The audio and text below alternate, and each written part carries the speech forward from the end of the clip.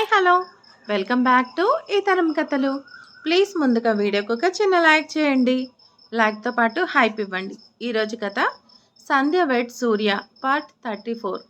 కథను రచించిన వారు అనురాధ గారు, వాయిస్ ఓవర్ శ్వేత. ఇక లేట్ చేయకుండా స్టోరీలోకి వెళ్ళిపోదాం. ముందుగా అందరికీ సారీ అండి. నేను ఈవినింగ్ వీడియోస్ పెడతానన్నాను, కానీ సడన్గా చిన్నదానికి ఫుల్ ఫీవర్, ఇంక అస్సలు వదలలేదు. ఇంకేం చేయలేకపోయాను. అందుకని నేను పోస్ట్ కూడా పెట్టలేకపోయాను. అర్థం చేసుకోండి. ఇంక ఈ రోజు నుంచి కంపల్సరీ వీడియోస్ పెడతాను. ఇప్పుడు మార్నింగ్ 3 o'clock లేసి ఇంక వీడియోస్ చేసుకుంటున్నాను. ఖచ్చితంగా ఈ రోజు నుంచి అన్ని వీడియోస్ వస్తాయి. ఓకే, ఇక లేట్ చేయకుండా స్టోరీలోకి వెళ్ళిపోదాం. ప్లీజ్ సూర్య, అల్లరి చేయకు, కిందకి వెళ్దాం రా అంది సంధ్య. అతడు నవ్వుతూ సరే అని చెప్పి ఆమెతో కలిసి బయటకు వచ్చాడు. కింద అందరూ వాళ్ళ కోసం ఎదురు చూస్తున్నారు. సూర్య నవ్వుతూ కనిపిస్తున్నాడు, కానీ అతడికి చాలా కంగారుగా ఉంది. సంధ్య మాత్రం ఎలాంటి టెన్షన్ లేనట్టు చాలా సంతోషంగా కనిపిస్తుంది. అందరితో కలిసి భోజనం చేస్తుంది. మీనాక్షి అమ్మ సూర్య వైపు చూసి ఒక విషయం చెప్పింది. సూర్య భోజనం చేస్తుండగా ఆవిడ మాట్లాడారు. సూర్య, ఇంటికి మీ జయదేవ్ మావయ్య కూతురు ఆకృతి వస్తుంది. 1 నెల రోజులు ఇక్కడే ఉంటుంది. నేను వాళ్ళకి మాట ఇచ్చాను అని చెప్పింది. సూర్య ఉలిక్కిపడి, జయదేవ్ మావయ్య కూతురా? ఆ అమ్మాయికి ఇక్కడేం పని అన్నాడు. ఆవిడ కూల్గా విషయం చెప్పింది. మన గౌతమ్కి ఆకృతినిచ్చి చెయ్యాలని మీ శారదా పిన్ని ఆలోచన. ఆ అమ్మాయికి గౌతమ్ అంటే ఇష్టం, వాణ్ణి ప్రేమిస్తుంది. కానీ వీడు పెళ్ళే వద్దు అంటూ పోలీస్ ఆఫీసర్గా మిగిలిపోతా అంటూ ఉండేవాడు, తెలుసుగా. అలాంటిది సంధ్యను చూశాక మీ ఇద్దరి ప్రేమ, ఒకరి కోసం ఒకరు పడే తపన చూసి పెళ్లిపై నమ్మకం ఏర్పరచుకున్నాడంట. పెళ్ళంటూ చేసుకుంటే సంధ్యలా ఉండే అమ్మాయిని చేసుకుంటా తప్ప మావయ్య కూతుర్ని చేసుకోనని వాదించాడంట. శారద ఎంతో కష్టం మీద ఒప్పిస్తే ఒక షరతు పెట్టాడంట. 1 నెల రోజులు మన సంధ్య వద్ద సాంప్రదాయం, పద్ధతులు, వంటలు, అనుకువ, మంచి లక్షణాలు నేర్చుకొని తనకు నచ్చేలా కనిపిస్తే పెళ్ళికి సరే, లేదంటే లేదు అంటూ షరతు పెట్టాడు. ఆ అమ్మాయికి గౌతమ్ అంటే ఇష్టం. వాడి కోసం ఇక్కడికొచ్చి సంధ్య దగ్గర అన్నీ నేర్చుకుంటానని ఒప్పుకుంది. 2 రోజుల్లో ఇక్కడికి రమ్మని చెప్తాను, నీకు అభ్యంతరం ఏమీ లేదుగా అంటూ ఉంటే సంధ్య అలాగే అత్తయ్య అన్నట్టు చూస్తుంటే సూర్య సీరియస్గా చూస్తూ అదేం వద్దు, ఇక్కడికి ఎవరూ రానక్కర్లేదు, నేను గౌతమ్తో మాట్లాడతాను. ఇదేమైనా సినిమా అనుకున్నాడా? ఒక ఆడపిల్లకి తనకు నచ్చినట్టు ఉండే స్వేచ్ఛ ఇవ్వాలి. అయినా వాడికి నచ్చినట్టు అవతల వాళ్ళని మారాలని షరతు పెట్టడం ఏంటి? బుద్ధుందా వాడికి? ఇంట్లో అంతా ఎలా ఒప్పుకున్నారు? నేనైతే ఒప్పుకోను అని చేయి కడుక్కున్నాడు సూర్య. అంతా కంగారుగా చూశారు. సంధ్య కలగ చేసుకుని, సూర్య ప్లీజ్, కోపం వద్దు.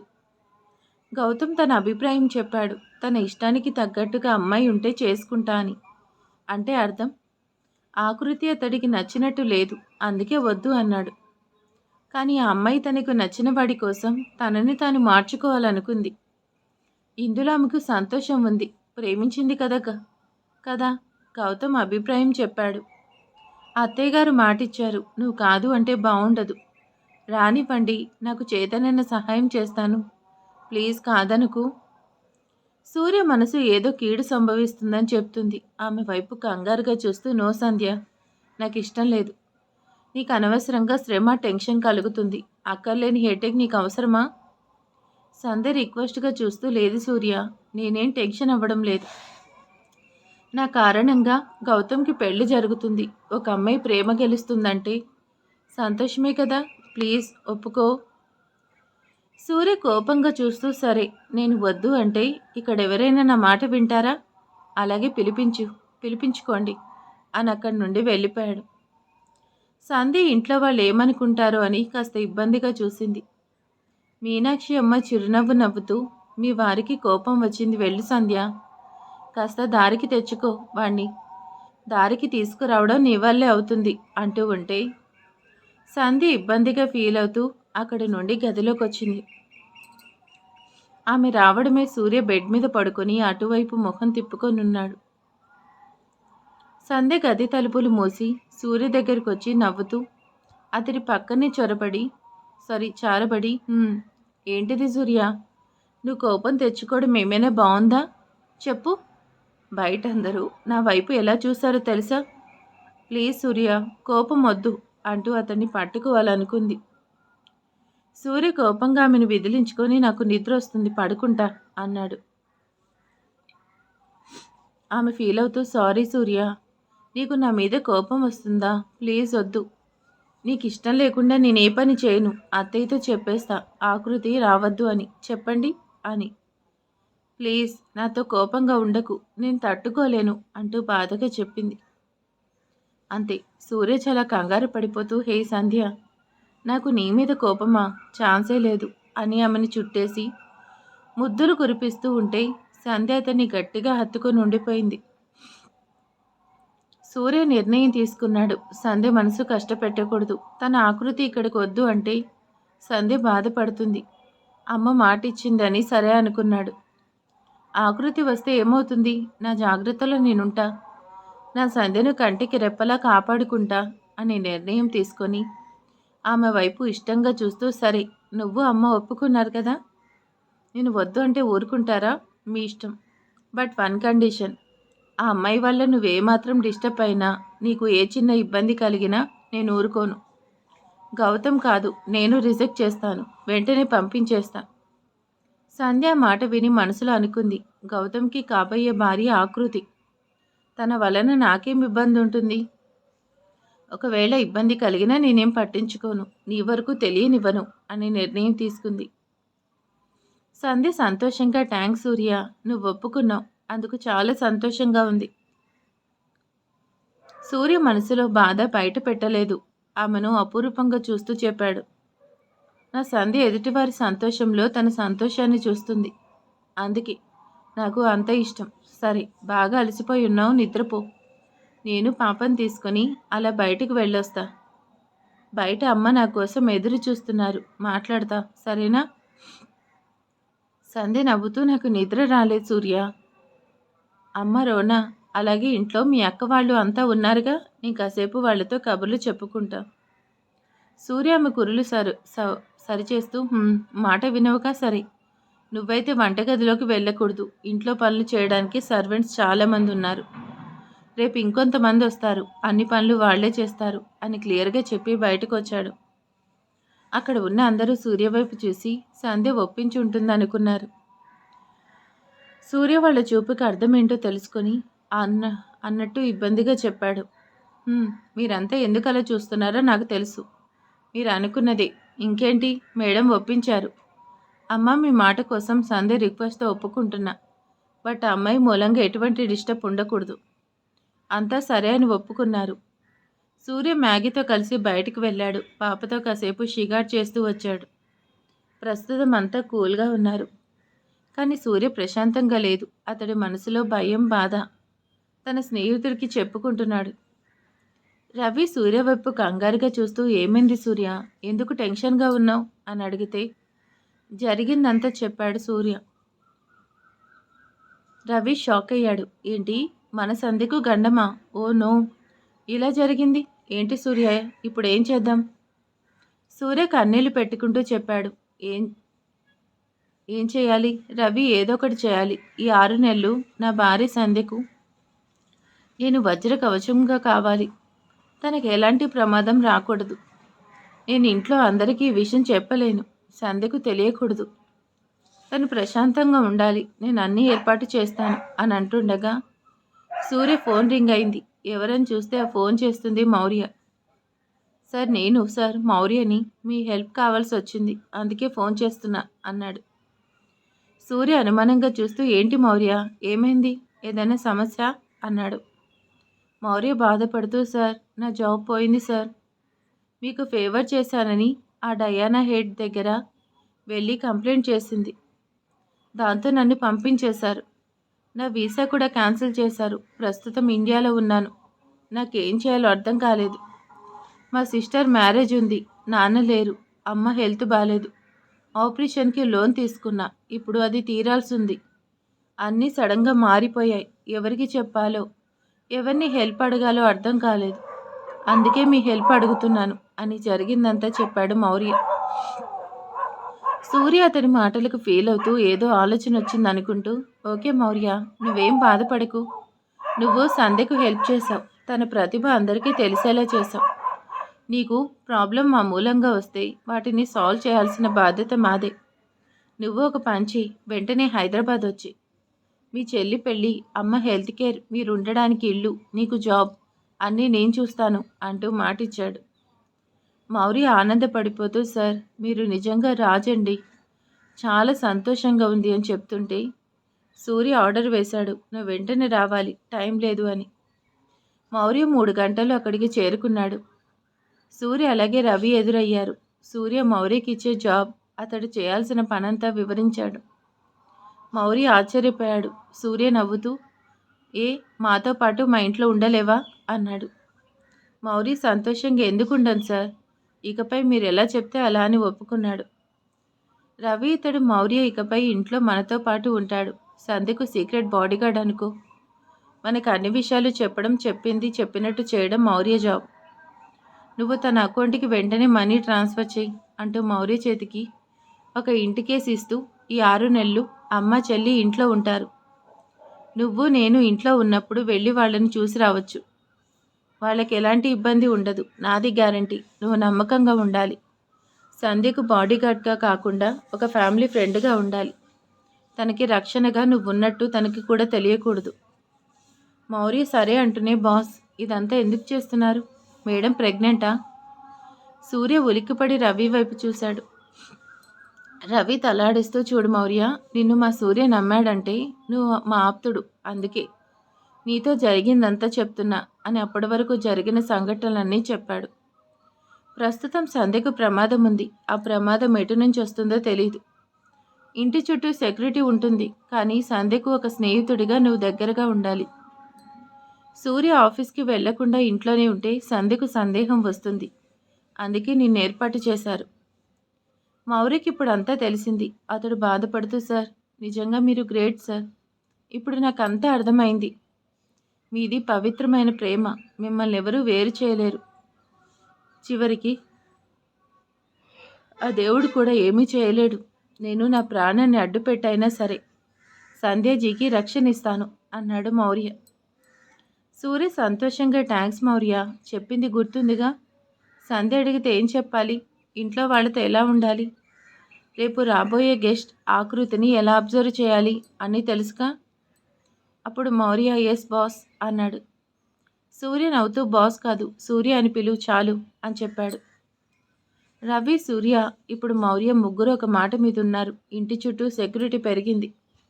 ఆ ఇంటికి ఆకృతి కంటే ముందుగా మౌర్య అతిథిగా వస్తున్నాడు. సంధ్య నీకు చెప్పానుగా, నువ్వే పని చేయకు, సూర్య వచ్చాడంటే ఇంకంతే. శశికళ మాటలకి సంధ్య ఇబ్బందిగా చూస్తూ, పిన్ని ఏంటిది? మీరు కూడా సూర్య మాటలు పట్టించుకుంటే ఎలాగా? ఇంట్లో ఏ పని చేయకుండా చేతులు కట్టుకుని ఉండాలా? నా వల్ల కాదు. అమ్మ వాళ్ళు వెళ్ళిపోయారు, చిన్నపిన్ని వాళ్ళు వెళ్ళిపోయారు. ప్రస్తుతం మనం మాత్రమే ఉన్నాం. ఎప్పుడు ఉన్నట్టే ఉందాం. నా వల్ల అందరికీ రుచికరమైన భోజనం వండి పెట్టాలి. ఆ ఒక్క పని ఎవరు వద్దు అన్నా నేను వినను. పూల మొక్కలు, కిచెన్ వర్క్ నాకెంతో ఇష్టం. ప్లీజ్ మీరు వెళ్ళండి. శశికళ నవ్వుతూ, మాట వినవుగా, వాడొచ్చి అరిస్తే నాకు సంబంధం లేదు. సంధ్య నవ్వుతూ, సూర్య వచ్చేసరికి వంట అయిపోతుందిలే పిన్ని అని చెప్పి హడావిడిగా వంట చేసుకుంటూ ఉంది సంధ్య. అంతా పూర్తయింది, కానీ చివర్లో దేనికో పోపు పెట్టాలని, ఒక ఆనియన్ కట్ చేయాలన్నట్టు చాకుతో కోసింది. సడన్గా చెయ్యి స్లిప్ అయ్యి, కొత్త చాకు అనుకుంటా, ఆమె చేతి వేళ్ళు కట్ అయ్యాయి. చేతికి రక్తం వస్తుంది. నేలపై రక్తం అంతా పడింది. సంధ్య కంగారుగా చేయి పట్టుకుని షింక్ వద్ద వాటర్ కింద చేయి పెడుతుంది. అప్పుడే సూర్య ఎంటర్ అయ్యాడు. సూర్య రాకకి సంధ్యకు తెలిసిపోతుంది. అతడు లోపలికి వస్తుంటే కారు హారన్ కొడతాడు. ఆమెకు ఆ హారన్ సౌండ్ సూర్య రాక చెప్తుంది. సంధ్య కంగారుకి ఇప్పుడు ఏం చేయాలి? నా చేతి వేలు కట్ అయ్యాయని తెలిస్తే సూర్య పెద్ద గొడవ చేస్తాడు అని గబగబా పసుపు అద్దుకొని పవిట చెంగుకి చుట్టుకొని కిచెన్ దగ్గర నుండి బయటకు వచ్చేసింది. తొందరలో ఆమె కింద పడ్డ బ్లేడ్ చూడలేదు. ఆమె హాల్లోకి వచ్చింది. సూర్య, రవితో పాటు మౌర్య కూడా రావడం కనిపించింది. అంతే. సంధ్య ఆశ్చర్యంగా చూసింది. సూర్య చిరునవ్వు నవ్వుతూ ఆమె వైపు చూశాడు. మౌర్య రావడమే సంధ్యాజీ ఎలా ఉన్నారు? మిమ్మల్ని కలుసుకోవడం ఎంతో సంతోషంగా ఉంది అంటూ వచ్చాడు. సంధ్య నవ్వుతూ, మౌర్య మీరా? మీరు ఇక్కడ? ఎలా? రండి కూర్చోండి అంటూ సూర్య వైపు చూసింది. అతడు చిన్న నవ్వు నవ్వి విషయం చెప్పాడు. ఏమీ లేదు సంధ్య. మౌర్య ఇండియాలో పెద్ద రెస్టారెంట్ సొంతంగా పెట్టాలనుకుంటున్నాడు. అందుకే ఇక్కడికి వచ్చాడు. వర్క్ పూర్తవ్వడానికి 6-7 నెలలు పడుతుందట. ఇక్కడ తనకి మనం తప్ప ఎవరూ తెలీదు. అందుకే నా హెల్ప్ కోరాడు. దాందేముంది, తప్పకుండా ఉండొచ్చని చెప్పా. బట్ తను ఫ్రీగా ఇక్కడ ఉండలేను. సంధ్యాజీ నా ఫ్రెండ్ కాబట్టి ఆవిడికి తోడుగా చేసే పనిలో సాయంగా వెంటే ఉంటాను. విత్ అవర్ పర్మిషన్ అని అడిగాడు. నేను అలాగే అన్నా. నీకు ఎలాంటి అభ్యంతరం లేదుగా? సూర్య మాటలకి సంధ్య చిరునవ్వు నవ్వుతూ, నాకు మౌర్య ఏ హెల్ప్ చేయనక్కర్లేదు. రవి అన్నయ్య ఎలాగో మౌర్య అన్నయ్య అలాగే అనుకుంటా. మీరు ఎంతకాలమైనా ఇక్కడ ఉండండి. సూర్య ఆఫీస్లో వర్క్ హెల్ప్ చేయండి. నాకేం అభ్యంతరం లేదు. మౌర్య చిరునవ్వు నవ్వుతూ, థ్యాంక్స్ సంధ్యాజీ. కానీ నేను ఊరికే ఇంట్లో ఉండలేను. మీకు నా వల్ల ఇబ్బంది ఉండదు. అలాగే మీకు ఏ పని చేయాలన్నా నేను చేస్తా. ఆఫీస్లో పని నా వల్ల కాదు. సంధ్య సరే అని చేయి నొప్పిగా ఉందనుకుంటూ, సూర్య చూస్తే గొడవ చేస్తాడని గబగబా గదిలోకి వెళ్ళిపోవాలి. కానీ ఎలా? మౌర్య విదేశం నుండి వచ్చారు. మర్యాద చేయాలిగా అని అక్కడ ఉన్న సూరిబాబు బాబాయ్ వైపు చూసి కాఫీ తెచ్చిమ్మని చెప్పింది. ఆయన సరే అమ్మా అని చెప్పి వంటగది లోపలికి వెళ్ళారు. కాఫీ చేసి తెస్తూ నేల మీద రక్తపు మరకలను చూసి కంగారుగా బయటకు వచ్చాడు. అప్పుడే ఇంట్లో వాళ్ళని మౌర్యని పరిచయం చేస్తూ, ఇకపై అతడు మనతోనే ఉంటాడని సూర్య చెప్తుండగా సూరిబాబు హడావిడిగా చెప్పాడు, వంటగదిలో రక్తం ఉంది, నేలంతా రక్తం పడి ఉంది అంటూ ఆయాసపడుతూ చెప్పాడు. అంతే. సూర్య సీరియస్గా చూస్తూ, వాట్, బ్లడ్ ఉందా? ఎక్కడ అని గబగబా వెళ్ళాడు. అతడి వెనకే మిగిలిన వాళ్ళు వెళ్ళి చూశారు. నేలపై బ్లడ్ డ్రాప్స్ పడి ఉంది. అంతే. సూర్య సీరియస్ అవుతూ, ఇక్కడ కుక్ చేసింది ఎవరు? ఇప్పటి వరకు కిచెన్లో ఉన్నది ఎవరు చెప్పండి అంటూ ఆవేశపడుతుంటే సంధ్య చేతిని దాచుకుంటూ ఉంది. శశికళ ఇబ్బందిగా సంధ్య వైపు చూసి, తమ్ముడు, ఇప్పటి వరకు సంధ్య కిచెన్లో ఉంది, తనకే గాయమైనట్టుంది అని చెప్పింది శశికళ. అంతే. సంధ్య భయంగా చెప్పొద్దు అన్నట్టు తలాడించి సూర్య కోపంగా ఉన్నాడని చిన్న నవ్వు నవ్వి, ఏమీ లేదు సూర్య, నైఫ్ పదునుగా ఉంది, అందుకే చిన్న గాయమైంది అని మాట పూర్తి కాలేదు. అతడు కంగారు పడి, ఏది చూపించు అని గబగబా చేయి పట్టుకొని చూశాడు. ఆ చేతికి ఇంకా బ్లడ్ వస్తూనే కనిపించింది. అతడు చాలా భయపడిపోయి, ఓ నో, ఎంత పెద్ద గాయమైంది అని ఇంట్లో అందరి మీద అరుస్తూ గబగబా చేతికి మందు వేసి కట్టాడు. సంధ్య వైపు కన్నీళ్లతో చూస్తూ అడిగాడు, నీకేం చెప్పాను? ఇంట్లో ఏ పని చేయకు, నాకు ఇష్టం లేదు అన్నానుగా. ఇలా గాయం చేసుకొని నన్నెందుకు బాధ పెడుతున్నావా? చెప్పిన మాట వినవా? సంధ్య ఫీల్ అవుతూ, సారీ సూర్య, అలవాటైన పని చేస్తే తప్పేంటి? కిచెన్లో చేయి కాలడం, కట్ అవ్వడం సహజం కదా. ఏమాత్రం దానికి అంత కోపం ఎందుకు? ప్లీజ్ సూర్య, నన్ను క్షమించు అని రిక్వెస్ట్ చేస్తుంటే అతడు మాత్రం ఫైర్ అవుతూ, నో, వీలేదు, ఇంకోసారి ఇలా నా మాట కాదని నువ్వే పని చేసినా ఊరుకోను అంటూ సీరియస్ అయ్యాడు. అతడి మాటల్లో కోపం మాత్రమే సంధ్య చూసింది. సూర్య మనసులో బాధ ఆమెకు తెలీదు. అందుకే అలిగి గదిలోకి వెళ్ళిపోయింది. సూర్య పరిస్థితి తెలిసిన రవి, మౌర్య అతన్ని కంట్రోల్ చేయడానికి చూస్తుంటే మీనాక్షి అమ్మ, శశికళ, రోనా సూర్య వైపు చూసి, ఎందుకంత కోపం? సంధ్య కావాలని గాయం చేసుకోలేదుగా. అయినా తనకి వంట చేయడం ఇష్టం. తన వాళ్ళకి వండి పెట్టడంలో ఆనందం ఉంది అనుకుంటుంది. ఇలా సీరియస్గా ఉంటే ఎలా అని అడిగారు. మ్యాగీ మాత్రం సూర్యని చుట్టేసి, డాడ్, మీరు చాలా మంచివారు.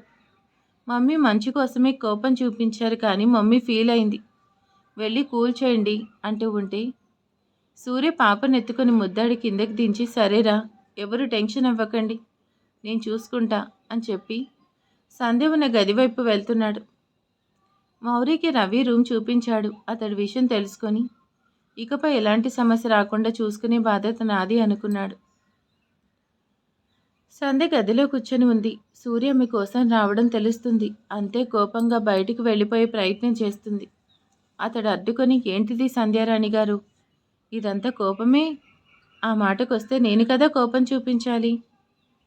సంధ్య చిరాకు పడుతూ ఇప్పటివరకు కోపడ్డారుగా సరిపోదా? ఇంటికొచ్చిన గెస్ట్ ఏమనుకుంటారు? చేయి తెగింది అంతేగా, దానికి ఇంత గొడవ చేయాలా? అంతా ఎలా చూశారు? నాకేదేం నచ్చలేదు సూర్య. రేపు ఇంటికి మరో గెస్ట్ వస్తుంది. ఆమె ముందు నువ్వు ఇలా ప్రవర్తిస్తే ఎంత చిన్నతనంగా ఉంటుంది. నువ్వు గొడవ చేస్తే నువ్వు నూరుకోను. ఇప్పుడే చెప్తున్నా, నేనేమి చిన్నపిల్ల కాదు. ఇలాంటి గాయాలు నాకు కొత్తేం కాదు. అందుకే తమరు మరీ అపురూపంగా చూడాల్సిన అవసరం లేదు. సూర్య మనసులో వేదన చూపించే పరిస్థితి లేదు. అందుకే మౌనంగా ఆమె మాటలు వింటూ ఉన్నాడు. సంధ్య చెప్పాలి అనుకున్న చెప్పేసి ఇంక గొడవ చేయవుగా అని అడిగింది. సూర్య ఆమెను దగ్గరికి తీసుకుంటూ చేస్తాను అన్నాడు. అంతే. సంధ్య కోపం తెచ్చుకుంటూ, అయితే నేను నీతో మాట్లాడను, అస్సలు మాట్లాడను. నువ్వు నా మాట వినే వరకు మాట్లాడను, వదులు నన్ను అని అతన్ని విడిపించుకునే ప్రయత్నం చేసింది. సూర్య నవ్వుతూ వదలను, నీకు బలం ఉంటే విడిపించుకో అంటూ ఆమెను ఇంకాస్త గట్టిగా చుట్టేశాడు. సంధ్య అతన్ని విడిపించుకునే ప్రయత్నం చేస్తుంటే సూర్య ఆమెను ముద్దాడుతూ మరింత అల్లుకుపోతూ ఉన్నాడు. ఆమె విసిగిపోయి ఏంటిది, చెప్పానుగా మాట్లాడను, నన్ను విడిచిపెట్టు. సూర్య మరో 2 ముద్దులు పెడుతూ, నా ప్రాణం పోయినా సరే ఆత్మరూపంలో అయినా నిన్ను పట్టుకొని ఉంటాను, విడిచిపెట్టడం జరగదు. నువ్వు నన్ను విడిచిపోయే అవకాశం ఇవ్వను. సంధ్య కన్నీళ్లు పెట్టుకుంటూ, సూర్య అవేం మాటలు, ఇంకోసారి అలా మాట్లాడకు. నీకంటే ముందు నేనే చనిపోవాలి పుణ్యస్త్రీగా, అంతే. సూర్య అప్సెట్ అయ్యాడు. సంధ్య ఏంటిది, అలా మాట్లాడకు, నేను ఊరుకోను అని కంగారు పడ్డాడు. సంధ్య కోపం వదిలేసి అతన్ని కంట్రోల్ చేసి కూల్ చేసింది. ఆ రోజు గడిచింది. జయదేవ్ మావయ్య సూర్యకు ఫోన్ చేసి రేపు అమ్మాయిని తీసుకొస్తా అంటూ ఉదయాన్నే ఫోన్ చేసి చెప్పారు. సూర్యకి ఇష్టం లేదు. అయినప్పటికీ సంధ్య బాధపడుతుంది అని సరే అన్నాడు. అలాగే ఆఫీస్కి వెళ్లే ముందు గౌతమ్ని కలిసి క్లాస్ ఇచ్చాడు. ఇలా టెస్ట్ పెట్టడం, మీ వదినతో ట్రైనింగ్, ఇదంతా నాకు నచ్చలేదు. ఏదో ఒక మాట అని ముందు ఆలోచించాలి అంటూ క్లాస్ ఇచ్చి, ఇప్పుడు చేసేదేమీ లేదు, నీకోసం తనని తాను మార్చుకునే ప్రయత్నం చేస్తానని చెప్పింది ఆకృతి. నువ్వు ఆమెను పెళ్లి చేసుకోవాలి, లేదా నేను ఊరుకోను అన్నాడు సూర్య. గౌతమ్ అన్న మాటకి సరే అన్నాడు. అక్కడితో డిస్కషన్ పూర్తయింది. మౌరికి చెప్పాల్సిన అన్ని విషయాలు, ఇవ్వాల్సిన అన్ని పేపర్స్ ఇచ్చాడు సూర్య. అంతా నార్మల్గా ఉంది. సంధ్యకు కొన్ని జాగ్రత్తలు చెప్తూ, నువ్వు జాగ్రత్తగా ఉండాలి, నీకు తోడుగా ఇంట్లో లేడీస్తో పాటు మౌర్య కూడా ఉంటాడు.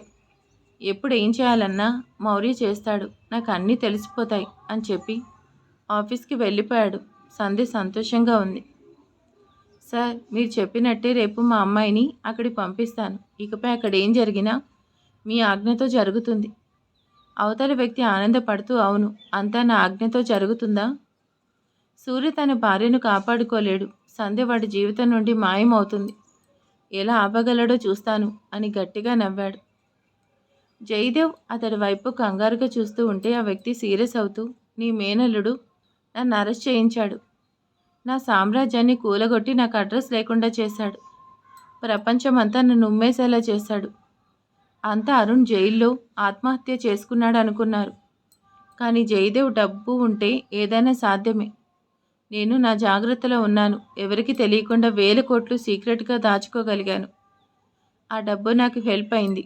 నాలాంటి ఒక ఫేక్ పర్సన్ శవాన్ని తెచ్చి సెల్లో కాల్చిపడేశారు. నేనే చచ్చానని కొందరు అధికారులు నమ్మించాను. నేను ఈజీగా బయటపడ్డాను. అరుణ్గా చచ్చినా ఆ సూర్యపై పగతో రగిలిపోతూ ఎలా అయినా వాణ్ణి నాశనం చేయాలి అని పుట్టుకొచ్చిన అసురుడిగా పుట్టాను. నా పేరు కూడా సూర్యప్రతాప్గా మార్చుకున్నాను. నా వేషం కూడా మార్చుకున్నాను. ఇప్పుడు నా పేరు సూర్య. మరి నా భార్య సంధ్య కావాలిగా, అందుకే నిన్ను సిద్ధం చేస్తున్నా. 100 కోట్ల ప్రాజెక్ట్ పూర్తి చేసి డబ్బు పట్టుకుపో. అంతవరకు నేను చెప్పింది చెప్పినట్టు జరగాలి. జయదేవ్ మనసులో మూలుగుతూ, పోయే కాలం కాకపోతే అరెస్ట్ అయ్యి లైఫ్ లాంగ్ జైల్లో ఉండాల్సిన శిక్ష నుండి తప్పించుకున్నాం. కోట్ల సంపద ఉంది, అమ్మయ్య అని ఏ విదేశాలకు పోయి ఆనందపడకుండా మారు వేషంలో మారు పేరుతో ఇంకొకటి పెళ్ళం కోసం ఎందుకో ఈ ఆరాటం అనుకుంటూ పైకి మాత్రం నవ్వుతూ మీరు అనుకున్నది సాధిస్తారు. ఆ సంధ్య మీ చేరువలోకి వస్తుంది.